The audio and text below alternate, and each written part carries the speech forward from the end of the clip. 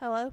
Can you say the order of who's speaking that I emailed you for them?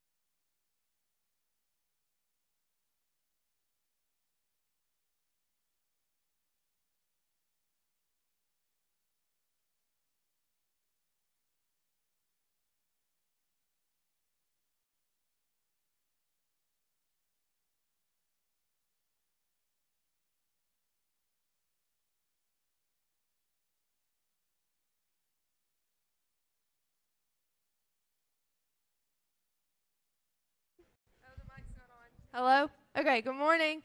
Um, so if you can't tell, it's Dominican Chapel, and I'm really excited for this because I've heard them talk about this trip a lot, and they had a really good time. So I'm going to pray, and then we'll get started. So let's pray.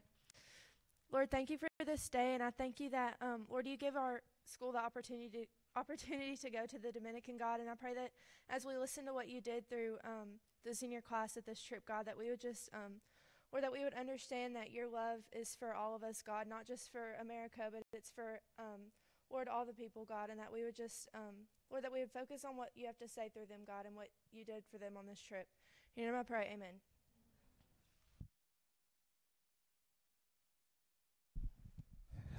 All right, sorry, it's a run number. Okay, so I just wanted to give you guys, we got some new students, so I kind of wanted to update you on exactly what this is about or what this is. I believe Miss G and Coach Womack, 2013, took the first group. That would have been to Chicago, and I think the idea came that maybe we go out of the country. It kind of spurred from that trip. They had a really good trip there. Sorry, I'm tired. And so that next year, I guess, would have been the class of 2015, went to the Dominican Republic, and for the first time. And they were kind of, those of you that have been here know this, but they were kind of tasked with picking a village for our school to sponsor, and they chose the village of Los Fondos.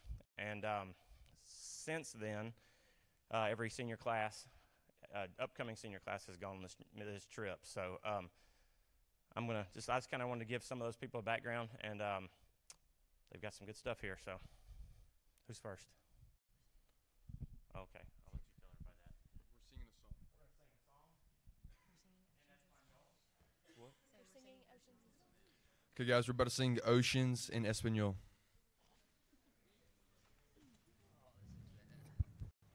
Please stand and join us in worship.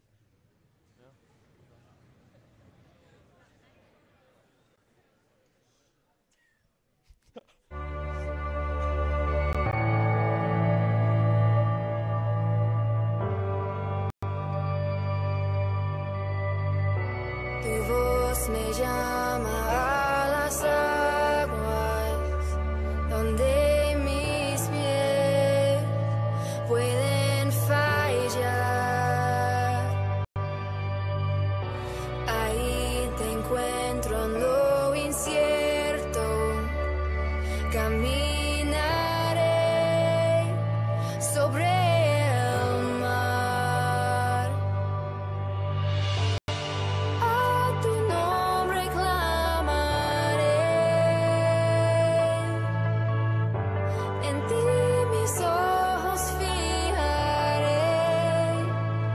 En tempestad descansaré en tu poder. Yo soy hasta el final.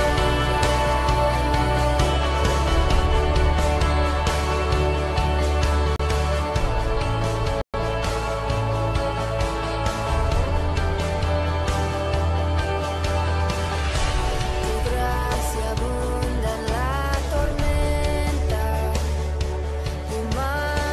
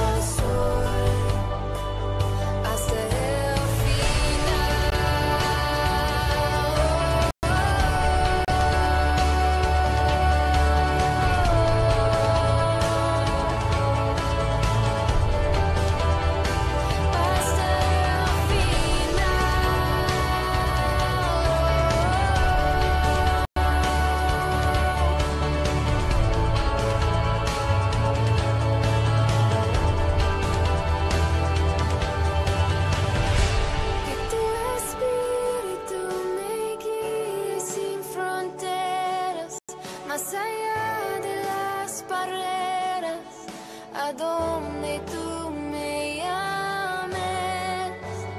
Tú me llevas más allá de lo soñado, donde puedo estar confiado al estar en tu presencia.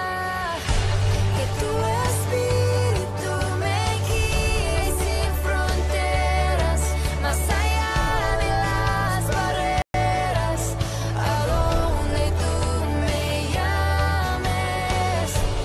Tú me llevas más allá de lo soñado, donde puedo estar confiado al estar en tu presencia. Que tu espíritu me guíe sin fronteras, más allá de las barreras, a donde tú me llames. Tú me llevas más allá de lo soñado, donde puedo estar confiado al estar en tu presencia.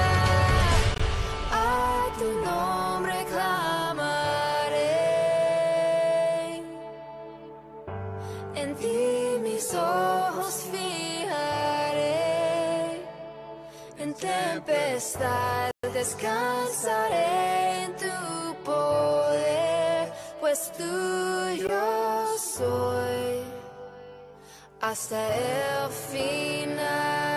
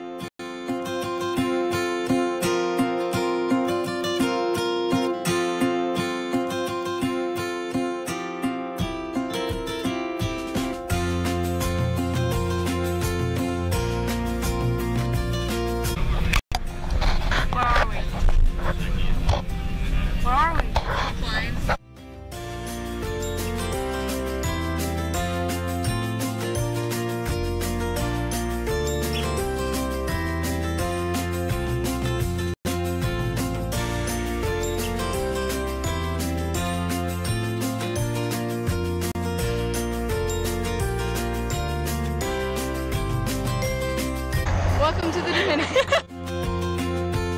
Jumped in a cab, here I am for the first time. Look to my right and I see the Hollywood sign. This is all so crazy. Everybody seems so famous. But tell me, turn it up, feeling kind of homesick.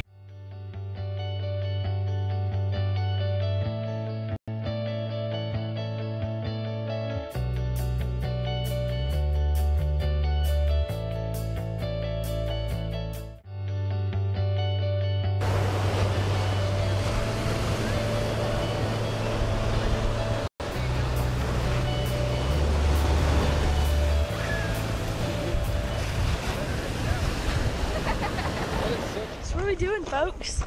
We're in this. We're gonna build a house, you know us. Play with some kids, you know.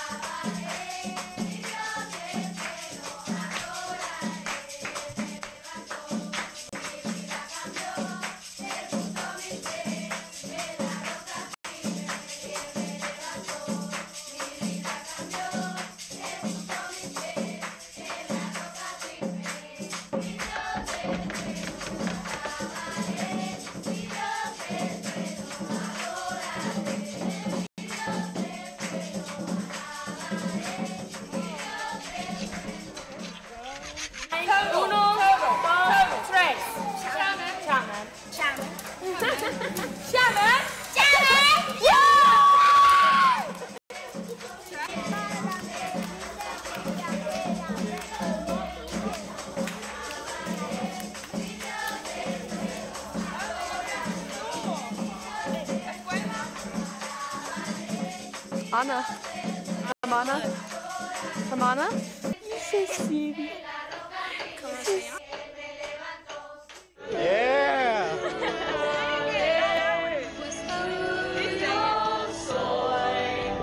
Let's go, guys.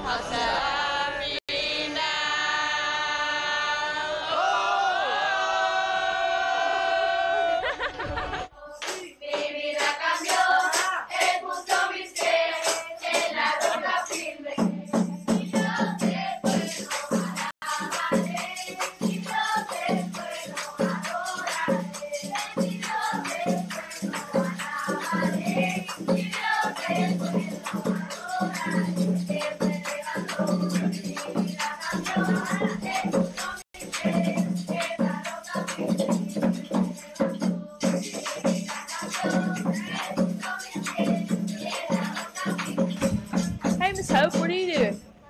I'm on my third coat of the ceiling. Third? Third. The overwhelming, never-ending, reckless love of God. Oh, it chases me down, fights till I'm found.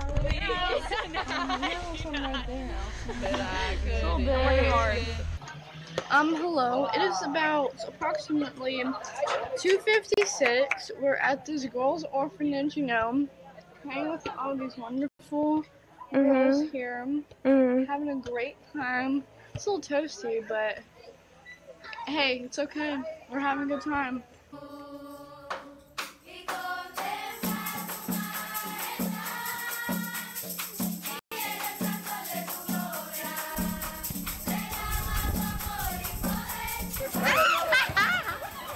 Funny? You think that's funny? Funny?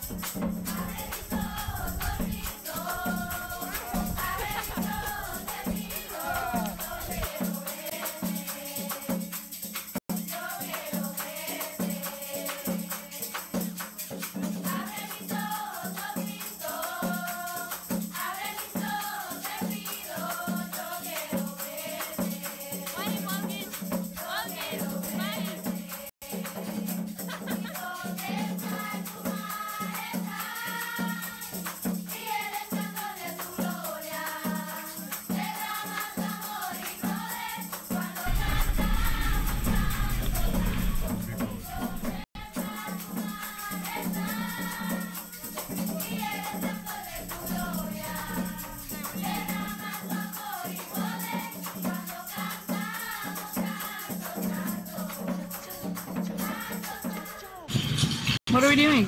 We're going shopping. We're packing it all now.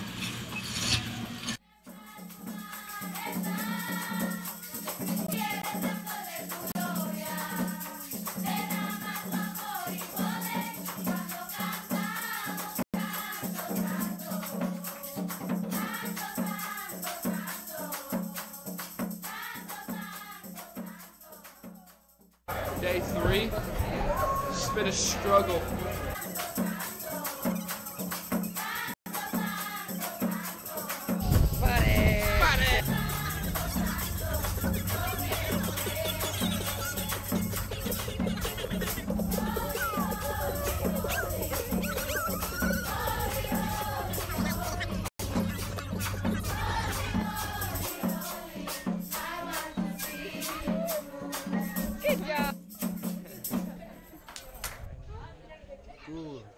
Que todo mi ser, gloria de a Dios, su nombre santo es.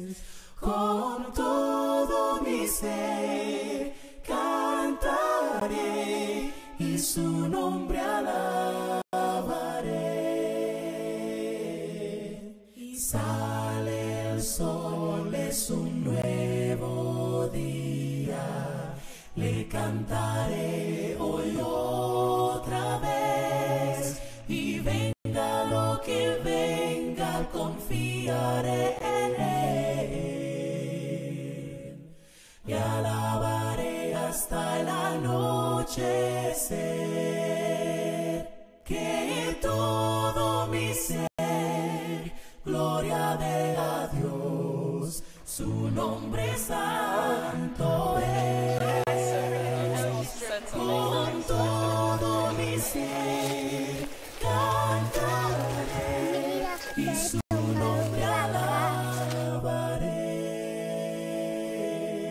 Tan amoroso y tan paciente, con tal grandeza en su...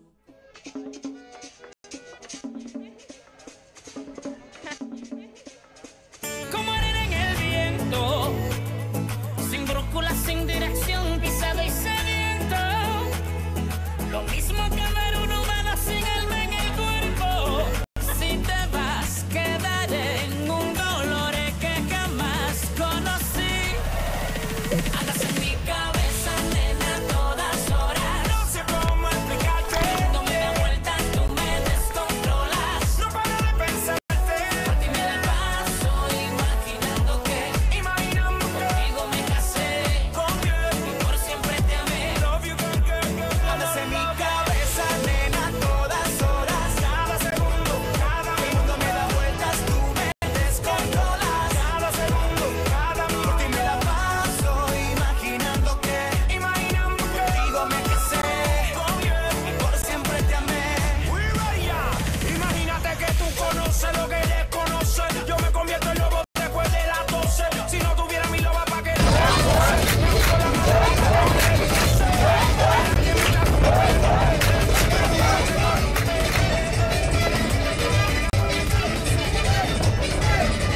What do you have to tell people that are going on the trip next year? I have something to say to people that aren't going on the trip. Why aren't you going? It's amazing. Go. Life changing. Life changing? Don't back out. Miss Angel. Okay. What are you doing? Chilling in the floor. Yeah, where are we going? To the airport. To go where? Home. Back to America, right? We're doing good. We're going back to Memphis now. Just waiting on our flight.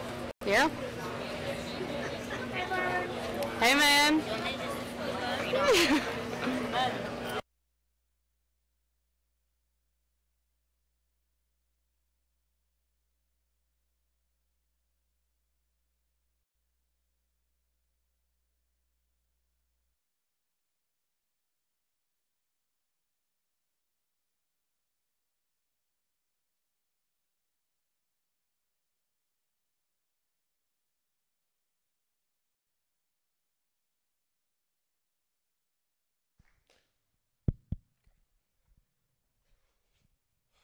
All right, so me, Clayton, and Jake are talking about building the house. Prior to this trip, I didn't have a lot of experience in the construction field, you know. And I say this because, funny story, true story.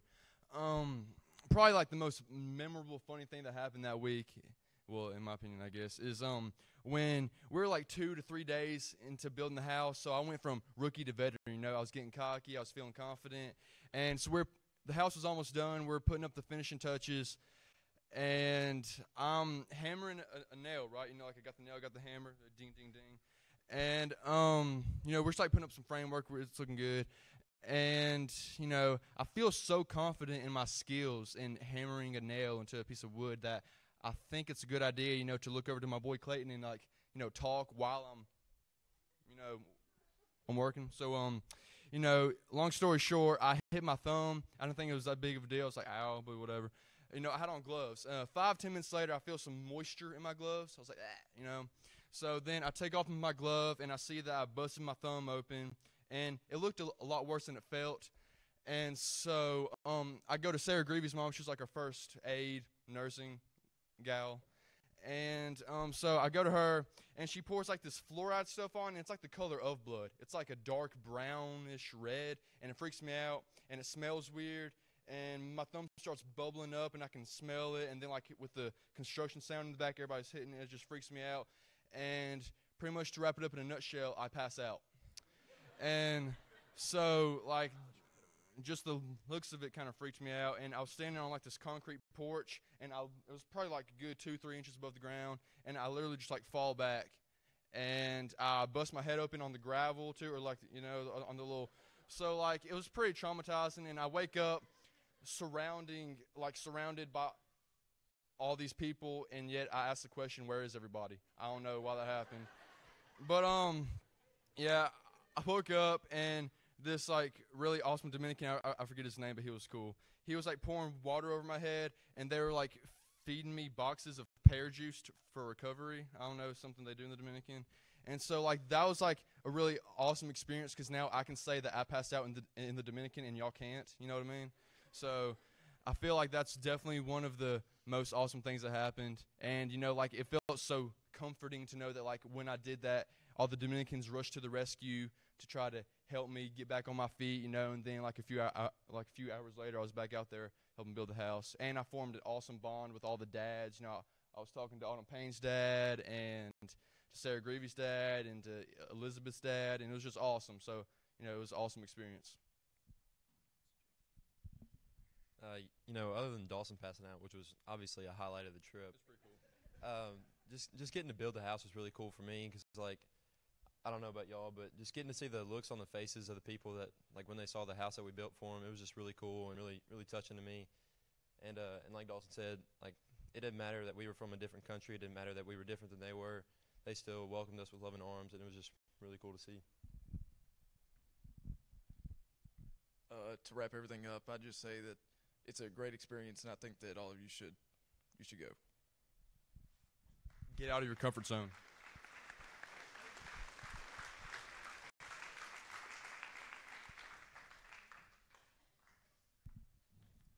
Well, I was supposed to be up here with Reagan, but she is sick, so it's just me. And I'm going to be talking about when we painted the school. And my first story is the first day we got there, and they told us that the school needed to be, old paint needed to be scraped off. So we thought we were going to have paint scrapers and whatnot, but we got there and they didn't have any, so we had to get like gravel rocks and just scrape paint off of the school with gravel rocks. And our translator came and tapped me on the shoulder and said, "I need you." And he pulled me out like away from the school and then pointed up at the roof. And I was like, "What?" And then he said, "Go up." I was like, "Okay, is there like a ladder or stairs?" And he said, "No."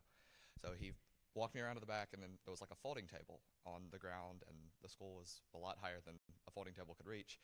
And he said, "Go." And I got up on the table and then jumped up on the roof and pulled myself up. And then he threw a machete on the roof, and then I scraped paint off the side of a Dominican school with a machete. And that was the first day. So I was like, if this is the first day, what do I have to expect for like the rest of the trip? But it was really cool, because they didn't have tools or like tools and stuff that we would normally just consider to be normal.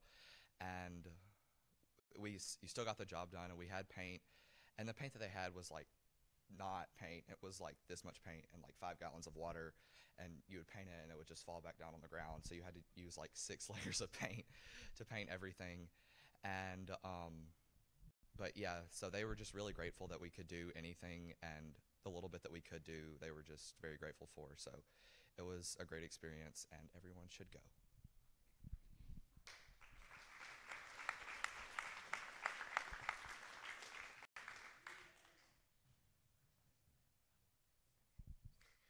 So me and Allison are going to talk about fundraising for the mission trip. So at first I decided like not to go, because I was like, I do not have the money for this. This is way too much money. But you have plenty of time to raise the money. Me personally, I did not pay one bit of my trip. I sold t-shirts to raise my money, which raised most of it. Then I hosted a Wednesday night dinner at my church, and it covered the rest. But there are other options like GoFundMe's, and like you can send letters to your churches, because they're willing to pay to like donate money for this. So what I'm saying is, don't let money be the reason you're not going. So like Sydney said, I also sold t-shirts for the trip, it wasn't that I necessarily had to like raise the money because we could pay for it, but I felt like kind of compelled, I guess, to raise the money because it was my trip and I knew I really wanted to go. So I had seen others doing it in the past, and I didn't really know what I wanted to do at first. But my friend Callie, she told me that selling T-shirts was really fun to do, so I decided to do that. All of y'all know that going out of the Dominican is out of the country, so you do have to pay. It's about like $1,600 plus spending money. So yeah, raising money is the best way to do it for me, in my opinion. One of the main reasons that I loved raising the money was because it wasn't only fun designing a T-shirt and seeing other people wearing it, but it was rewarding for me to see it. Like every time I see someone wearing my T-shirt, I think like I just remember all the good things that happened on that trip, and I am really proud of everything that we did. So fundraising is good to do.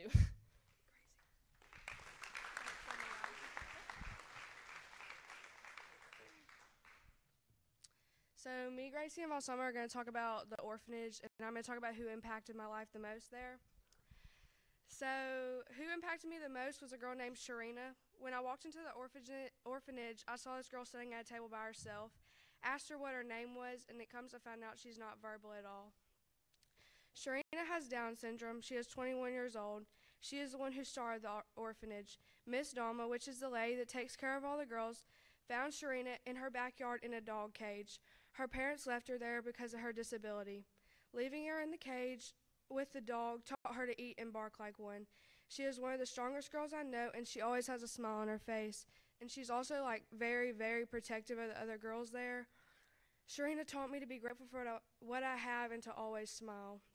Matthew 25:40 says, "And the king will answer them, 'Truly I say to you, as you did to the one of the least of these my brothers, you did it to me.'"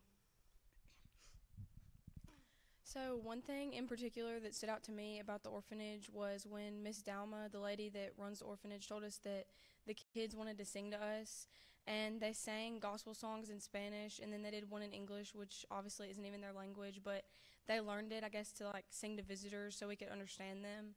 And it was very touching, I think, to all of us that we were there to help them and like hang out with them, but they still wanted to do something for us. And at the end, all the kids like came and prayed over us, and they went around and like hugged each one of us. And it was just fascinating to see how happy and loving they were despite the conditions that they were in before the orphanage, because many of those girls were in like situations that are unimaginable to us. And they were just so excited to be able to just run around with us and play with us.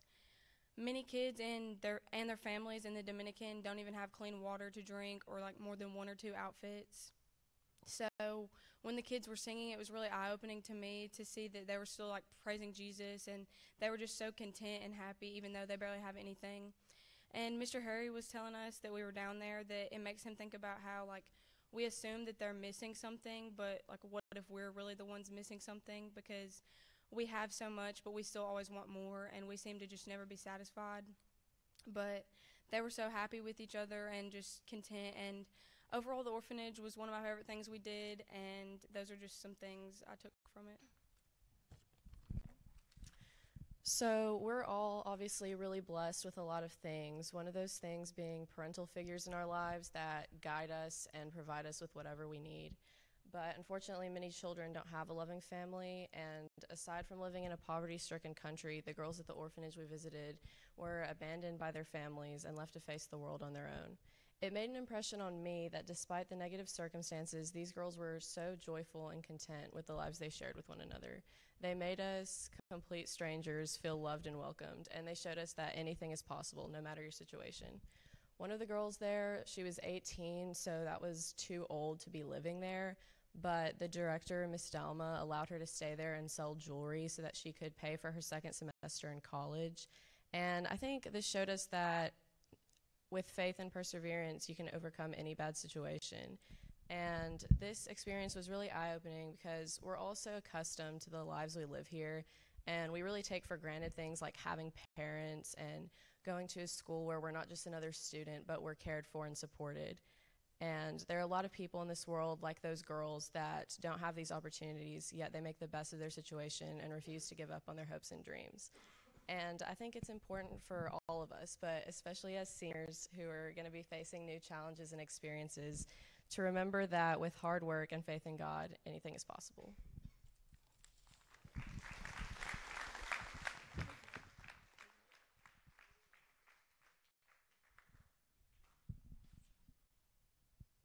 All right, we're going to talk to you about the nursing home we visited. When we played with the kids, it's easy to like just go play with them, even though you speak a different language. All kids like to play, but with the adults, everyone was just kind of sitting there at tables, and you can't just go up and play with an old person. You have to talk to them. But we didn't speak their language, so everyone just kind of went to someone they saw. And me and my mom went to this one guy that was sitting at a table. And my mom had like a translator app, so we were just kind of looking at like get to know you questions, like what do you like to do, blah, blah, blah. But every question we really asked him, he was like, well, I'm old. And we're like, what do you like to do? Well, I'm old. Did you play any sports when you were younger? No. He was just kind of sad, you could just tell. And then he asked us a question, and we couldn't like understand what he was saying, so we got the translator, and he was asking us if we could sing. And I was like, well, I can carry a tune, like, yeah. And he asked us to sing for him, and I was like, I'm not going to sing for you. Like, I was trying to find other people. I saw Keelan. I'm like, Keelan could sing. Let's sing for him. So I grabbed her, and we just started singing, like, classic Christian songs we knew. And we started singing Amazing Grace, and then other girls, like, came over and started singing with us. And then he started singing along in Spanish. And then all the rest of the older people started singing. And it was really cool just to be, like, all singing the same song, but in 2 different languages. And it was awesome. It made me realize, like, you got to talk to your old people in your life because they know so much more than you do. And, yeah, they're cool. Here you go.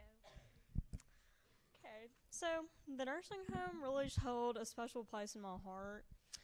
Me and Balsamo made friends with these 2 old men, and we put lotion on their hands, and they told us about their lives prior to the nursing home. I really just loved how appreciative they were of us simply just listening to them and giving them company. They probably didn't know what we were saying, and we definitely didn't know what they were saying, but the big smiles on their faces proved how thankful we can be for the little things in life. All right, I'm going to tell you 2 stories about 2 amazing women that I met in this nursing home. And the first one, I had gloves on. I was ready to go, like, rub lotion on some old people, like, not something most people would think would be fun.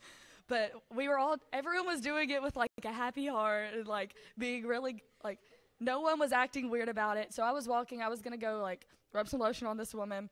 And another woman stopped me and grabbed my hand as I was walking past.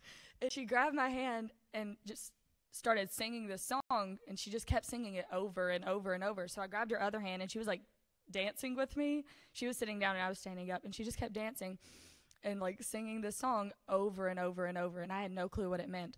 So I kept trying to figure out things about her. I was like, "Como te llamas? What is your name?" And she would just keep talking. I was like, okay, well that's cool, because I had no clue what she was saying. And then I would try and be like, "Do you speak English?" And I was like, "Habla inglés." And then I could not get anything out of her except for her singing over and over. So I called Felipe, our translator over there. I was like, "Felipe, can you please tell me what this song means? Because she's taught it to me. We've been singing it for like a half hour." And he said, "I have no clue." I said, "You're the translator. What do you mean you have no clue what she's saying?" He said, "That's not Spanish." I was like, okay. So she wasn't speaking Spanish. She was speaking Haitian Creole.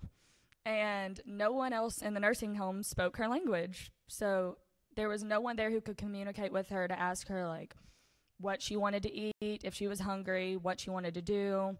So she couldn't communicate with anyone there. No one knew how to communicate with her, but she would just sit there and sing with me the entire time. I didn't really have time to do anything else there because she just kept holding onto my hands and kept singing over and over and over. And she taught me the song, and we were singing it for the longest time.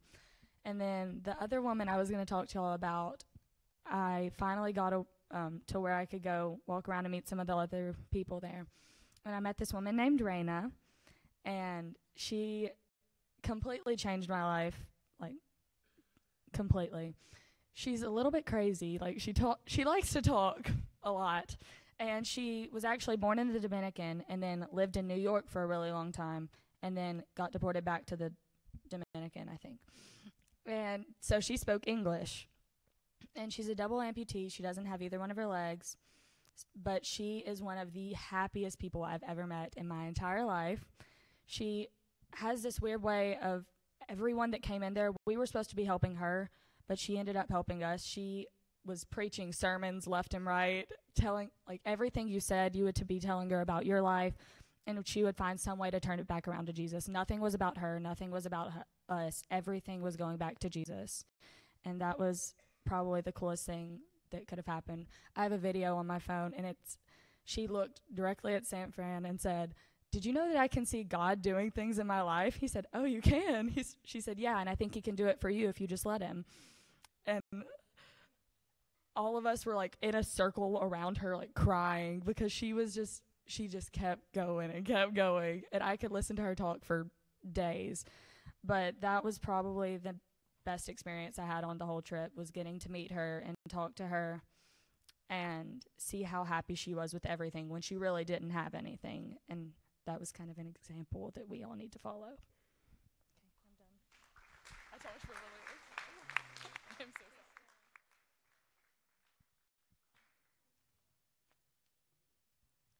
Okay, so we're going to be speaking about the devotions that we did at night.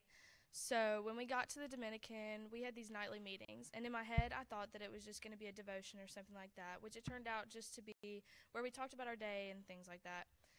So the first night, I brought up to my roommates that we should do a nightly devotion, and everyone was all for it. Other girls and guys joined in our room when we did them too. So then we got in trouble because apparently you can't have guys in your room, obviously. So we moved out by the pool, and before we went, we had heard stories about the last night at the group meeting and how everyone was going to cry and have this big class moment. So there were very high expectations going into the devotion that night, or the group meeting that night. And as we started to talk, and everyone went around and gave each other hugs and talked about how this trip had impacted them and everything, and no one was crying. And so leaving the meeting, we were kind of all disappointed because we thought we didn't have that class moment that everyone else had. So. All right, San Fran, not going to lie, that last meeting was kind of a letdown. I think you hyped it up a little too much. I had the pleasure of leading the last devotion on the last night before we left, and it was actually something I was kind of excited for it, but I was actually dreading it like the whole time. And so I got Eddie's Bible. I don't know how I found the passage. It was like faith through courage. And like the message, it was a good message, but it wasn't me. You got to go and just let God, talk through you. And I finished, and we were all out by the pool, and no one wanted to like go back inside because we all felt like we knew we weren't finished. So I think it was Caitlin Pfeiffer that had the idea, to share, like, everyone come up if they want and share their testimony. And that was our class moment. It was insane. Like, I've never had a God moment like that moment ever in my life. And it's just, I don't know, I've learned so much about this class on this trip, and learned that I pretty much love every single one of them. I know I can be a bit much, but it's just in good fun. And yeah, I would say go and expect the most. So when people started sharing their testimonies, it started out kind of like deep things that we didn't know about each other, but then it ended up being things that, like, really big things that we didn't know about each other, and we had gone to school with each other our entire lives. And it was crazy how much we didn't know, but we were friends. And everyone was crying. There were a lot of tears, and we got so close that night. And it wasn't all of us out there, but the ones that did will tell you that was like probably their favorite part of the trip and most memorable part, because it was very eye-opening, and it was the biggest God moment I've ever experienced in my life. There's nothing like it. So these devotions that we did every night, we would do them in our room, and they, like, I would just look back on like past Bible notes and stuff, and I would just go down and make a devotion through that. And I didn't realize how big of an impact it made on some of my classmates, like Ty Gilbreth and Logan Otto. Because of these devotions that like me and my other roommates did, they now go to church regularly and they're more involved with Christ. And that was just one thing that was really big for me, was that I didn't realize that like God speaking through me, it made such an impact for them and like other people. And also looking back, you could see how huge like this was a God thing, how everything lined up with the devotions, starting small with the girls in our room to ending up with mostly everyone outside. Because if it wasn't for that, then none of us would have given our testimonies that last night, because all of us wouldn't have been outside. So that was probably the most impactful part for me.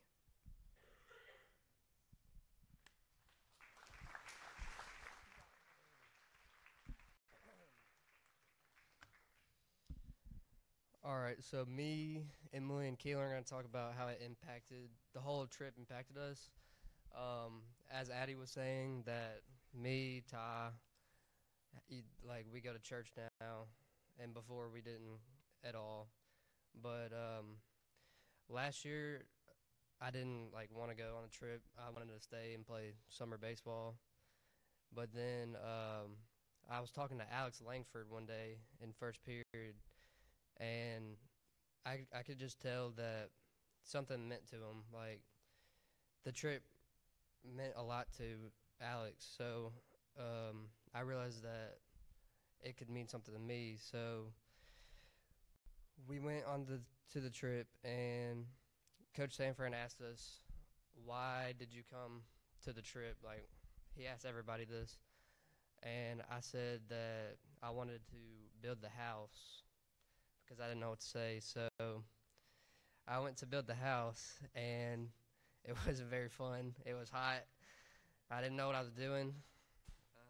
I couldn't even hammer a nail. So after lunch, I was like, all right, I'm going to go to school because I know how to paint. So we went to the school, and I painted for maybe like 10 minutes. And I went to go get some water, and this little girl came up to me, and she just like, she was speaking Spanish like super fast, and I was just like, I can't understand what you're saying.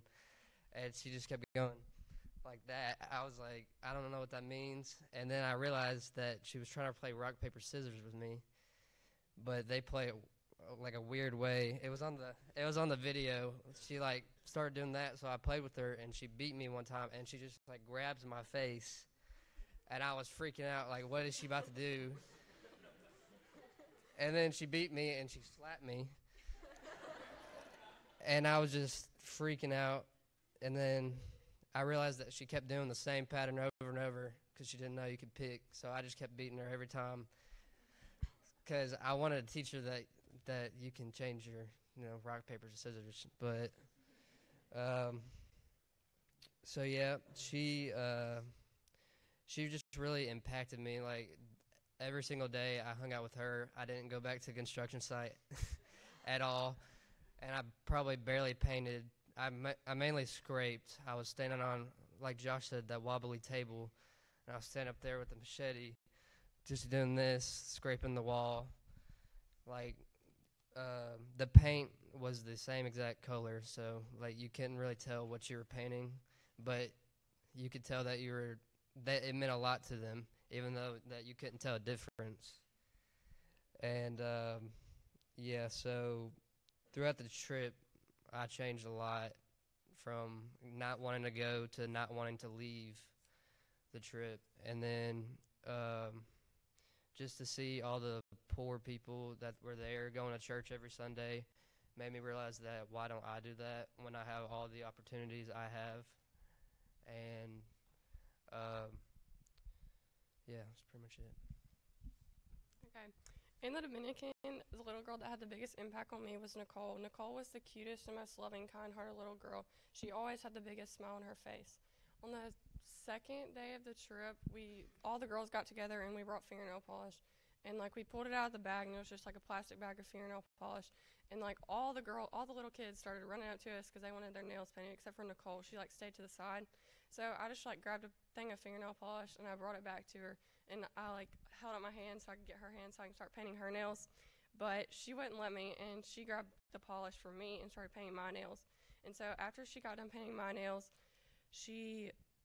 I grabbed her hand again to try to paint her nails, and she wouldn't let me. And then she snatched the color from me and went to get another color just so she could paint my nails again. This made a huge impact on me because I thought I was going to serve them, but they wanted to serve us just as much. The people in Las Fuentes take you in just like you're their own without even thinking twice about it. If someone needs help, they're always there, and they help you without complaining. Here we tend to have to get asked twice or complain when we have to help others. In the Dominican, it's an everyday thing. All of the kids have to help without complaint. I think here we should be more grateful and not take advantage of all the things that we have.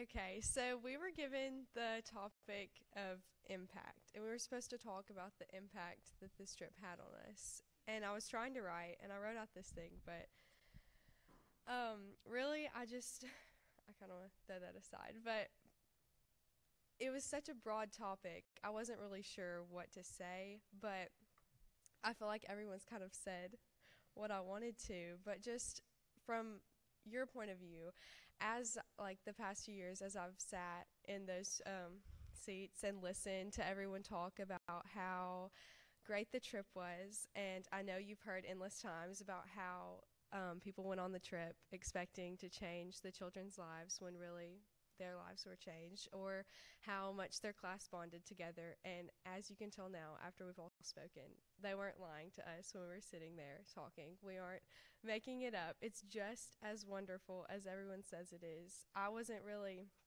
sure what to expect. I kind of thought, going into it that I was just expecting like a huge change and like for this to be like a great trip, and it was really great, and it was really great to see all of the children. And there were many times one of the little girls that I was with, I noticed like her shoe was broken, and she bent down and I could see like her foot was bleeding because her shoe fell off, and I picked it up and I was trying to fix it, and she took it away from me and fixed it, and she kept fixing it over and over again, and she kept just taking her shoes and fixing them. And it was like if I'd broken my shoe, I would have just thrown it away and bought a new pair, but I couldn't do that. And then there were other things that I just saw, and I was like, we take so much for granted, and it's just so that was kind of what impacted me the most. That was kind of the change I was looking for. I realized that. But then at the end, as Neely said, I was kind of waiting for more, and I kind of said, I was like, I feel like there wasn't really a turning point. Like I was waiting for something big, like a turning point to happen, and the last night was second to seeing how much we take for granted. The last night was what probably made the most impact on me. Just seeing my classmates deeply bond together was so great, and those are things I'll never forget. And I think that I'm speaking for the rest of us when I say these memories, I don't think they could ever leave us, leave our minds. And I just really encourage each of you to consider going.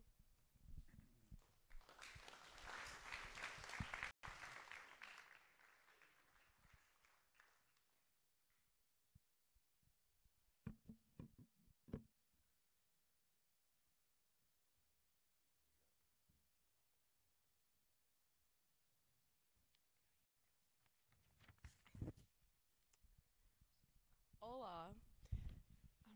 Okay, first, Brenda Grace is going to speak in Spanish, and then I'm going to translate it into English, just so y'all aren't confused. Okay, now go. Cuando aterrizamos en la República Dominicana, yo decía una y otra vez las únicas frases que yo supe, yo soy peligro y piso resbaladizo. Hello. When we first landed in the Dominican, I would say over and over again the only phrases I knew in Spanish, which were, I'm danger, slippery floor. En esa época, estas frases eran las únicas que yo puedo recordarme. At the time, these are the only phrases I could remember. Al momento que llegué al puerto, me di cuenta de que yo supe más que yo pensaba. As soon as I got into the village, I realized I knew way more than I thought. Yo puede mantener una conversación completa con las personas de pueblo. I was able to hold full-on conversation with the people in the village. Después de todos estos años de ser interestupioso, señora Tina, bastidor de señora Jose, y tener que esperarse en la clase de señora Alexi, me di cuenta de que aprendía más que yo pensaba. And after all these years of being disrespectful to Miss Tina, annoying Mr. Jose, and actually having to try in Miss Alexi's class, I realized that I had learned more than I thought. Yo estoy aquí para decirles que por favor presten atención en la clase de español. I'm here to tell you to please pay attention in Spanish classes because it's so much more fun that way. Es más divertido cuando aprenden la lengua realmente. You get a chance to communicate with a wide variety of people. Las de una oportunidad para comunicarse con una variedad más grande de personas. A su vez, las demás experiencias que si ustedes no sepan el español básico. This opens you up to more opportunities that you could never experience if you didn't understand basic Spanish. Por esto viaje, yo decidí que aprender español para que yo pueda comunicarse con el mundo que me rodea. Because of this trip, I have decided to actually learn Spanish so that I can communicate with the world around me. Yeah, it's very important to learn Spanish because of those reasons right there. I swear, believe it or not, it was harder to understand what people were saying in Dominican than that.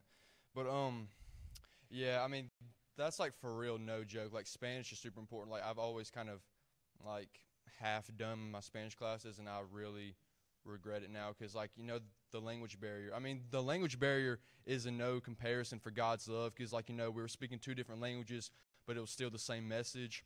But at the same time, I would have liked to, you know, speak to the old people at the nursing home, you know, and, like, you know, hear their story because, you know, we're there playing with the kids, and that's all for fun and games. But I would have loved to hear some of the stories from the nursing home people because I'm sure they have, like, you know, an awesome past. But from building the house in Paloma and seeing the looks and, like, seeing the appreciation of the elderly Dominican couple that we're going to move into the house, to painting the school building for the kids, it was honestly such a moving trip. Like, we really take everything we have in America for granted, you know what I mean? Like, I mean, they're so happy with everything they have, yet they don't really have anything. Like, you know, I mean, we're all wearing our vineyard vines and driving new trucks, and, like, you know, our biggest worry in the world is, like, what brand of clothing we have or if we have the newest iPhone, and they're not even 100% sure if they're going to, like, have clean drinking water or clean water to bathe in or to cook in, you know, or cook with. You know what I mean? So it's like, it's kind of a big deal. Like, you know, I feel so much more confident going into my senior year with a different perspective because it really changed my life for the better. And it's just, I don't know, and like they were all talking about that last night when we were having our devotion in the room, and then like we all said like our final words, and then we walked out and like there were no tears being shed. I was kind of confused too because I heard all these seniors talking about how the last night was so emotional, and as I walked out, I thought I was like being pranked. You know, I was like, why wasn't nobody crying? But then, you know, we all gathered around the pool, and Shay shared his testimony to kick it off, and then we all just started talking, and there were some very deep, meaningful things said, and then we all just started crying around the pool, and I was like, oh, okay, there it is. And so, like, you know, I feel much more happier, like, walking into my senior year knowing that I went on this trip and formed that bond with all of my classmates, because if I didn't go, I wouldn't have known this side of them. You know what I mean? So it's just, and I know that, like, you know, from y'all's point of view, we're just sitting up here talking about how we're playing with the kids and it's fun. Like, you're probably thinking that you're going to go there and just be a glorified babysitter. You know what I mean? But in all reality, it's definitely worth your while, and you need to go. So juniors, don't miss out on this opportunity between the kids and just having fun with all the Dominican people, especially the kids. The kids will, man, they're awesome, but you really need to go.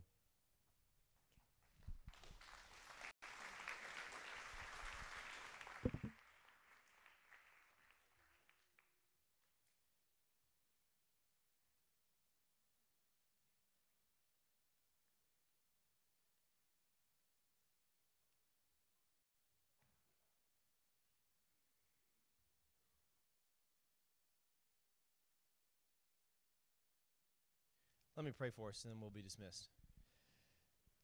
Father, Son, and Spirit, thank you so much for your creative genius in putting this trip together and somehow getting all of these people down to the Dominican, and thank you for getting them back.